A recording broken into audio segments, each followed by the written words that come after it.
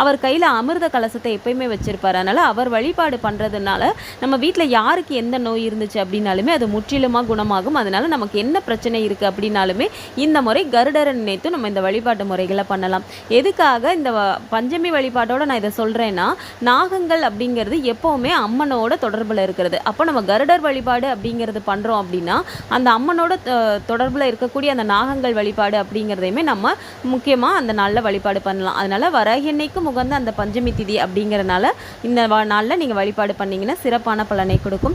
இப்போ திதி அமைஞ்சிருக்கக்கூடிய நேரம் அப்படின்னு பார்த்தோன்னா ஜூலை மாதம் 28ஆம் தேதி ஆடி 12 திங்கட்கிழமை நள்ளிரவு 1:17க்கு ஆரம்பிக்குது. மறுநாள் ஜூலை 29 ஆடி 13 செவ்வாய்க்கிழமை நள்ளிரவு 2:23க்கு முடிவடையுது. ஆக நமக்கு செவ்வாய்க்கிழமை அன்னைக்கு திதியானது முழுமையாகவே அமைஞ்சிருக்கு. அப்படிங்கிறனால நம்ம காலை நேர வழிபாடு பண்ணாலும் சரி, மாலை நேர வழிபாடு பண்ணாலும் சரி, நம்ம அந்த ஒரே நாளே பயன்படுத்திக்கலாம்.